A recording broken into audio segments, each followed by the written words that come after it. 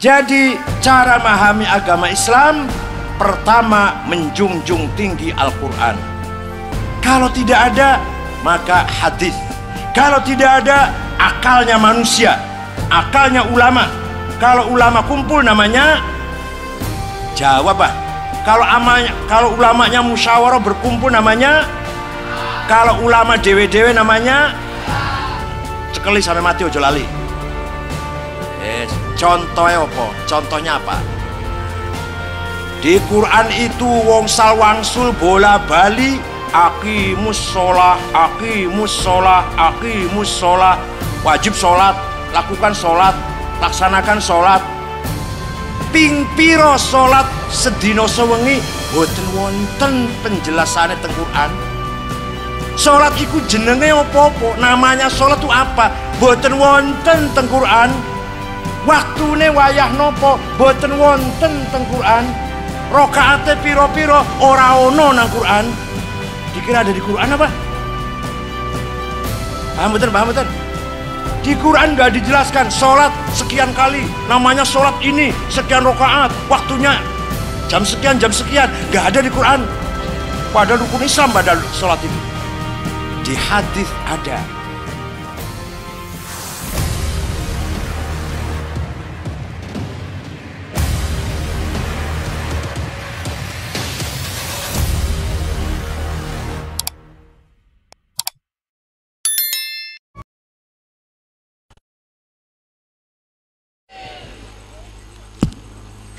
Assalamualaikum warahmatullahi wabarakatuh. Bismillah, alhamdulillah, wassalatu wassalamu ala sayyidina wa maulana wa syafi'ina wa habibina Muhammad Rasulillah wa ala alihi wa sahabatihi wa man tabi'a sunnatahu wa jama'atah min yaumina hadha ila yaumin nahdah. Hadaratil muhtaramin, ashabul fadilah, para ulama, para kiai, para sepuh, Kiai Soleh, Kiai Mahbub, Kiai Abbas, Kiai Syamsuddin, dan kiai-kiai yang lain. Yang terhormat Bapak Wakil Bupati Batang, Bapak Kiai, sudah haji udah ya? Kiai Haji Sutadi. Mulai malam ini Kiai.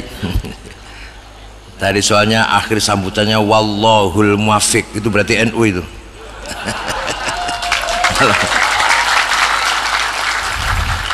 Kalau bukan NU wabillahi taufiq wal hidayah, itu bukan NU. Muhammadiyah biasanya. Bapak Kapolres, Bapak Dandim yang saya hormati, rekan-rekan pengurus Nahdlatul Ulama, Badan Otonom Muslimat Fatayat Ansor Banser Ibnu Lajnah, para hadirin yang saya hormati. Manusia itu bahasa Arabnya insan. Apa? Insan itu berasal dari kata kerja fi'il madhi, kata kerja tuh anas, nggak usah ditambahin urbaningrum, anas gitu aja. Adjektifnya, bentuk kata sifatnya, kalau laki-laki maskulin anis, kalau perempuan muannats feminin anisah. Anas, anis, anisah, insan maknanya sama, harmoni, intim, akrab, bersahabat, rukun, tidak bisa hidup sendirian, maunya hidup bareng-bareng, gotong royong. Mau membangun rumah tangga juga harus bersama-sama, apalagi membangun daerah, membangun keluarga saja harus gotong royong. Oleh karena itu, yang namanya manusia, makhluk Allah yang membawa amanat, mengimplementasikan apa implementasi itu? Mewujudkan kehidupan yang harmonis, yang penuh dengan semangat insaniyah, humanity. Jadi kalau ada orang Batang yang rajin bertengkar, rajin tukaran, berarti ketika sedang tukaran dudu menuso, bukan insan kalau sedang tukaran. Tapi sebenarnya kalau ada dua orang tetangga atau saudara atau teman bertengkar kemudian tidak menyapa, tidak saling menyapa, sebenarnya kalau sudah 3 hari apalagi 1 minggu sebenarnya saling kangen pengen nyapa sebenarnya. Hanya masing-masing terhalang oleh hawa nafsu, egonya. Pengen jane akur tapi ojo aku disik sing nyopo kono disik. Aku kan Batang asli, dia kan pendatang. Yang sebelah sana pengen akur tapi ojo aku disik sing ngawiti, kono disik sing ngawiti. Aku kan sarjana, dia kan paling tamat SD. Dan seterusnya dan seterusnya. Saya lebih kaya, dia kan miskin.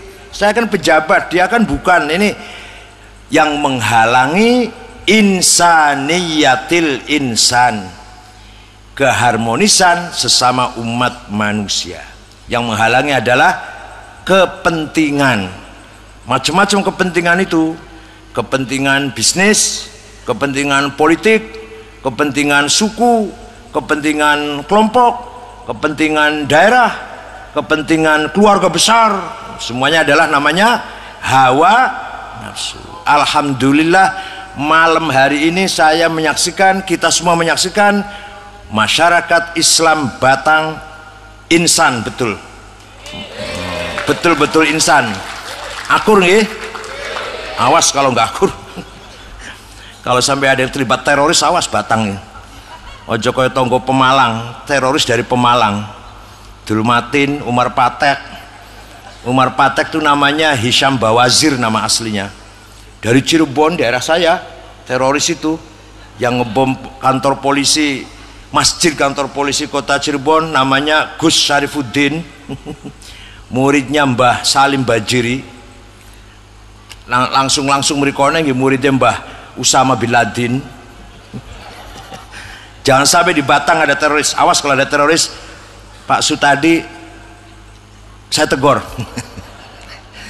Hadirin yang saya hormati, jadi manusia itu adalah makhluk yang dipercaya mendapat mandat, mendapat amanat dari Allah agar mewujudkan kehidupan yang penuh dengan kemanusiaan tanpa pandang bulu partainya apa, keluarga siapa, bahkan agamanya apa. Nggak usah dilirik, nggak usah dilihat dulu. Yang penting hidup rukun. Mbuh beda agama, mbuh beda madhab, mbuh beda partai politik, mbuh beda profesi, kita harus akur dan rukun. Itu namanya insan. Sekarang yang namanya Islam apa? Yang namanya umat Islam, manusia muslim. Manusia muslim dalam Al-Quran dikatakan wa kadzalika ja'alnakum ummatan wasata litakunu syuhada'a 'alan nas wa yakunar rasulu 'alaikum syahida. Orang Islam itu mempunyai amanat, mempunyai mandat dari Allah agar menjadi ummatan wasaton, umat yang modern, umat yang maju.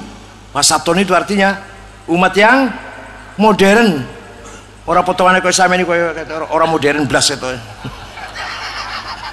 Padahal Quran mengatakan kita ini harus menjadi umatan wasaton, umat yang maju, modern. Karena apa? Karena agama Islam itu mboten namung mawon ngajari akidah dan syariah, bukan hanya membawa perintah rukun iman 6, rukun Islam 5, bukan hanya itu. Itu pasti, itu sudah barang tentu. Tapi agama Islam dinul ilmi wathaqafah. Dinul apa? Dinul ilmi wathaqafah. agama yang mewajibkan umatnya cerdas dan berilmu intelek. Tadi Pak Sutadi sudah nyinggung itu. Jadi Islam, laisal Islam aqidah wa syariah faqat, not only theology and ritual, tapi Islam adalah dinul ilmi wa thaqafah, membawa misi agar umatnya cerdas berpendidikan. Paham betul?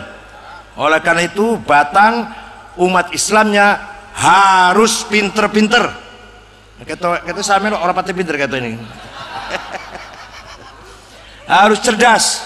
Kalau enggak nanti dibohongi oleh orang yang pinter malah. Mau enggak dibohongi oleh orang yang pinter? Harus pinter kita. Ya.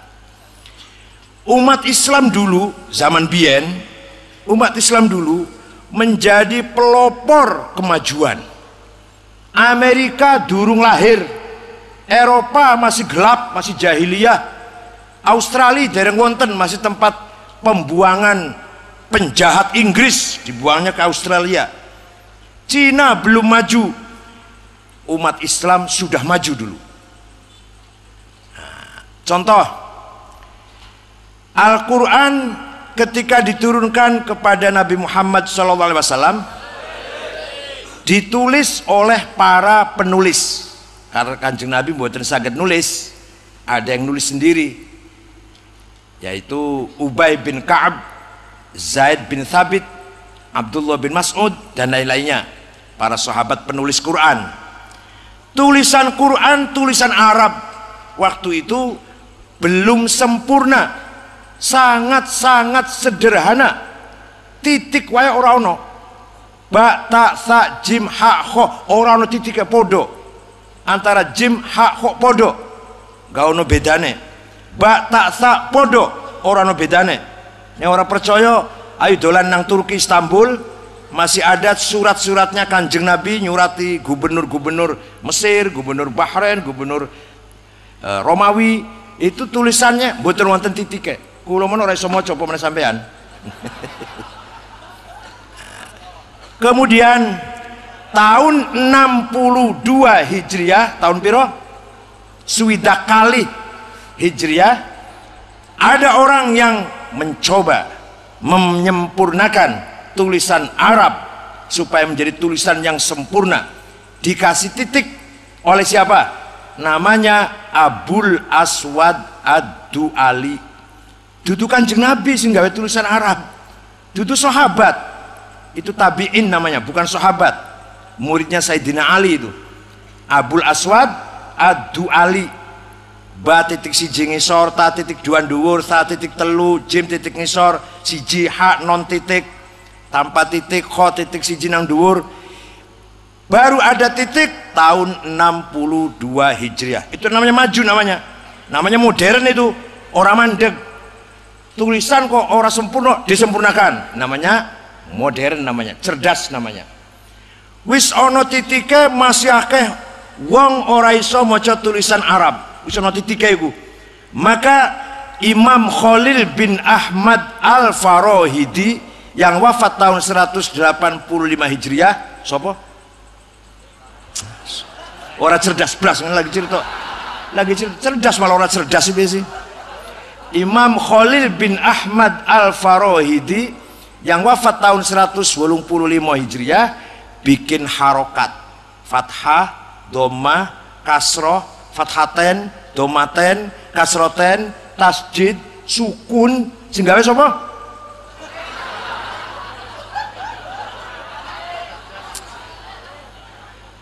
Wis ana titik, wis ana harokat. Wong Banyumas, Purwokerto, Banjarnegara, Purbalingga, Cilacap, nek maca Quran ngantek saiki innallaha wasimun ngalim. Kalau panggil saya Kiai Sangit ngakil, alah. Ahlussunnah wal Jamaah sapangat Rasulillah. Alhamdulillah Rabbil ngalamin. Itu artinya keluarnya suara makhraj, keluaran suara tuh makhraj tidak benar. Maka Imam Abu Ubaid Qasim bin Salam yang wafat tahun 224 bikin ilmu tajwid supaya maca Qur'ane bener. Sapa? Kebangetan blas ora. Abu Ubaid Qasim bin Salam wafat tahun 224 Hijriah bikin ilmu tajwid. Baru ada aturan baca Quran, idhar, idgham, ikhfa, iqlab, qalqalah, huruf halak, mad lazim, mad jaiz. Nek ora ono ilmu tajwid, alif lam mim saya baca alam. Alam. Kadang alif lam mim kan dibaca gimana? Alam. Atau alam, alam. Atau diwaca alif lam mim. Alif lam mim. Isone kita maca alif lam mim karena ada ilmu tajwid yang mengharuskan kita baca seperti itu namanya mad lazim harfi mutasil. Apa bener nggak? Saya lupa malah. Pokoknya harus dibaca panjang karena ada ilmu tajwid, ada idgham, ada ikhfa, ada iqlab karena ada ilmu, sehingga baca Qur'annya kita benar. Kalau tidak ada ilmu tajwid, tidak mungkin kita bisa baca Qur'an dengan benar seperti bacaannya Rasulullah dan para sahabat. Maka bisa nih bener maca Qur'an koyo Kanjeng Nabi, koyo para sahabat, kudu nganggo ilmu tajwid, harokat, titik sing gawe ulama, dudu Rasulullah, dudu sahabat. Sing damel sinten? Nek ora ono ulama, ora iso maca Quran. Tenan iki. Tenanan iki. Nek ora ono ulama iso maca Quran mboten? Mboten saged. Wes, siji contoh, ono maneh. Ono gubernur kalau sekarang Afghanistan dan sekitarnya, dulu namanya Mawaro An-Nahr namanya Abdurrahman Al-Mahdi. Kirim surat, datang Imam Syafi'i. Imam Syafi'i itu namanya Abdullah bin Idris bin Syafi', lahir tahun 150, wafat 204 Hijriah. Jadi usianya hanya 54 tahun, masih tua saya 58 tahun. Imam Syafi'i itu umurnya berapa? 54 tahun, luar biasa itu. Kiai Wahid Hashim, bapaknya Gus Dur, waktu meninggal umurnya 39 tahun. Waktu wafat sedang menjadi ketua umum PBNU, merangkap menteri agama. Waktu wafat. Dah. Isinya surat ngeten. Kiai, saya ingin paham agama Islam yang sempurnalah, yang utuh. Gimana caranya? Imam Syafi'i memanggil muridnya, namanya Rabi' bin Sulaiman Al-Muradi. Rabi' sini. Ada surat gubernur, ayo kita tulis surat balas gubernur. Naktub ar-risalah, ayo kita nulis surat risalah. Nah, Imam Syafi'i mendikte imla, Rabi' nulis. Akhirnya risalah suratnya Imam Syafi'i menjawab gubernur Abdurrahman Al-Mahdi berjumlah 300 halaman. 300 halaman suratnya Imam Syafi'i itu.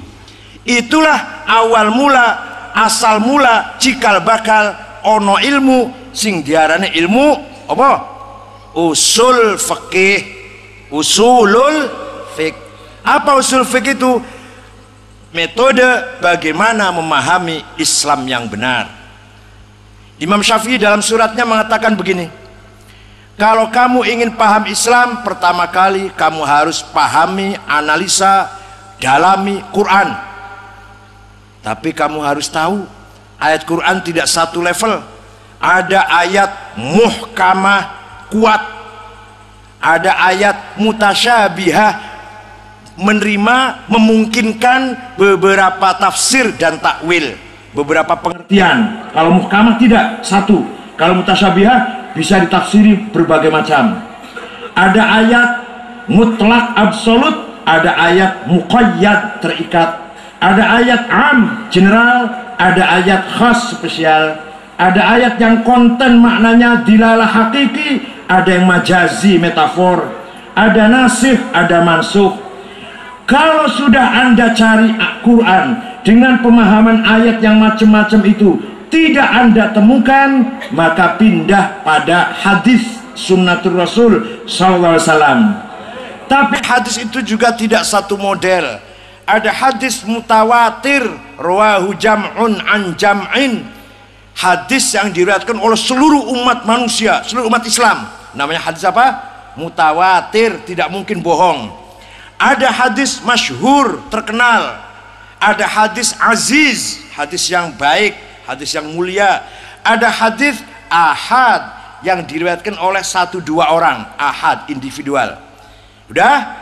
Kalau kamu tahu, kalau kamu pahami hadis dengan pengertian seperti itu, kemudian belum kamu temukan pemahaman Islam yang sempurna, maka akal harus dipakai. Apa?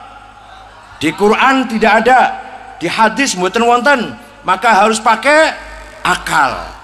Akal niku nek akale ulama kumpul, musyawarah, debat, diskusi, tukar fikir, mengeluarkan sebuah keputusan hukum, namanya ijma'. Apa namanya? Konsensus. Kalau akalnya ulama dewe-dewe mboten kumpul, ulama Jawa Barat, ulama Jawa Timur, ulama Banjarmasin, Kalsel, ulama Arab, dewe-dewe mengeluarkan hukum, namanya qiyas. Apa? Analogi. Jadi tidak bisa paham agama Islam kalau hanya Quran dan hadis. Harus menggunakan metode logika rasional, metode akliyah. Ada 2 macam. Nek rame-rame kumpul namanya ijma, nek sendiri-sendiri separadis dewe-dewe namanya qiyas. Itulah prinsip ahli sunnah wal jamaah. Melu ngene silahkan, nggak melu nggak apa-apa, alhamdulillah. Ben wong ini tok sing pinter-pinter. Dengan metode ijma' dan qiyas orang menjadi cerdas, mikir, diskusi, musyawarah, debat, bahsul masail. Dan zaman saat ini ngoten lah kira-kira. Cerdas mboten bakal niku. Otaknya diasah, nanti ada perbedaan, saling adu argumentasi, saling adu dalil. Cerdas mboten bakal ngoten niku. Sampeyan ora tau melok bahsul masail, ora tau melok musyawarah, ora iso jawab. Paham betul? Paham betul? Jadi cara memahami agama Islam, pertama menjunjung tinggi Al-Quran. Kalau tidak ada, maka hadis. Kalau tidak ada, akalnya manusia, akalnya ulama. Kalau ulama kumpul namanya jawab. Kalau ulamanya musyawarah berkumpul namanya, kalau ulama dewe-dewe namanya cekeli sampai mati ojo lali. Yes. Contohnya apa? Contohnya apa? Di Quran itu wong salwangsul bola bali, aqimus sholah, aqimus sholah, aqimus sholah, wajib sholat, lakukan sholat, laksanakan sholat. Ping piro sholat sedina sewengi boten wonten penjelasannya teng Quran. Sholat iku jenenge apa-apa, namanya sholat itu apa? Boten wonten teng Quran. Waktune wayah nopo boten wonten teng Quran. Rakaate piro-piro ora ono nang Quran. Dikira ada di Quran apa? Paham betul? Paham betul? Di Quran nggak dijelaskan sholat sekian kali, namanya sholat ini sekian rakaat, waktunya jam sekian, nggak ada di Quran. Padahal rukun Islam pada sholat itu. Di hadis ada. Sholat itu sing wajib sedina sewengi ping 5, khamsi awqat, khamsi maktubat. Namanya zuhur, asar, maghrib, isya, subuh. Rakaatnya 4, 4, 3, 4, 2. Waktunya min tulu'il fajr shadiq ila syuruqis syams, min zawal syams ila masir dzil syai'in mithlahu. Itu zuhur dan seterusnya lah. Nah, namanya ada, rakaatnya ada, waktunya ada, ketentuan 5 ada, itu hadis. Tapi apa saja yang harus dipenuhi ketika kita sebelum sholat, apa yang harus kita penuhi, harus kita lengkapi sebelum sholat, namanya syarat. Apa saja yang komponen sholat yang harus kita lakukan, namanya rukun. Apa saja yang membatalkan sholat namanya mubtilat atau nawakid. Boten wonten teng hadis. Boten wonten. Setelah ada ijma' dan qiyas, baru ada kesepakatan ulama ngeten. Arkanus sholati arba'ata asyar. Rukune sholat ono 14. Al awal pertama takbiratul ihram, atsani kedua an-niyah, atsalis ketiga al-qiyam ngadeg liman istata'a bagi yang bisa, ar-rabi'u qiraatul fatihah maca fatihah, al-khamisu ar-ruku', as-sadisu at-tuma'ninah. Ada nggak di hadis ini kayak gini nih? Mboten wonten. Niku jenenge ilmu fikih. Bikinannya siapa itu? Bikinannya ulama, bukan bikinan Rasulullah, bukan bikinan sahabat, bukan Quran, bukan hadis. Rukun sholat ada 14. Pertama harus takbiratul ihram, kedua harus niat, ketiga harus berdiri bagi yang bisa, keempat harus baca Fatihah, kelima harus ruku, keenam harus tumaninah. Itu bikinannya ulama, bukan bikinan sahabat, bukan bikinan Rasulullah, bukan Quran. Nah, sekarang kalau ada orang tidak baca fikih, tidak pakai ilmu fikih, hasilnya ulama, karyanya ulama, langsung delok Quran karo hadis, kira-kira bisa sholat gak kira-kira? Asal ojo ndelok wong sholat nang masjid lho. Ono wong arep sholat goleki nang Quran karo hadis, jangan lihat orang di masjid sholat, jangan lihat, jangan. Kira-kira bisa sholat gak? Maka kalau orang ngomong, nek ono wong ngomong, mari kita kembali ke Quran dan hadis, goblok. Tenan, bukan karena tepuk tangan, tenan. Aku serius ngomong. Sampai lunga haji, meneng nang hotel sing paling larang pinggir Masjidil Haram, sing ono jame iku, larang iku sewane. Bosok tanggal 9 mau berangkat ke Arafah wukuf, Muzdalifah mabit, Mina balang jumroh, cari di hadis. Buka Bukhari Muslim, buka Quran.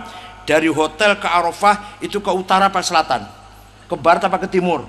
Berapa kilometer? Naik mobil berapa jam? Jalan kaki berapa jam? Kira-kira ono ora nang hadis yang wonten? Wonten mboten ngoten niku? Mboten wonten.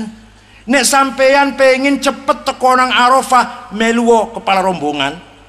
Ngintil mawon pun ngintil melok kepala rombongan utawa apa TPIH KPIH ya. Ngintil wis Syekh maktab sing ngatur. Lah ngintil bahasa Jawa. Bahasa Indonesianya ikut saja. Bahasa Arab pengen urora. Pengen urora bahasa Arab ngintil wae apa bahasa Arab? Taklid saja, ikut saja kepala rombongan. Nanti sampai ke Arafah. Ikut saja kepala rombongan. Ayo golek ono nang hadisnya iso teko nang Arafah nek orang ngintil wong kesasar teko nang Baghdad bakal ketemu karo jin Baghdad malah. Paham mboten? Melok ngeten monggo, mboten apa-apa. Kula mboten kesot tiyang kok. Jenengan percaya kali omongan kula monggo, mboten percaya alhamdulillah ben aja akeh warga NU kakek ndah. Saya mau cari ormas yang tidak seperti ini, silahkan, seneng saya malah. Ben aja akeh ngrepoti kabeh.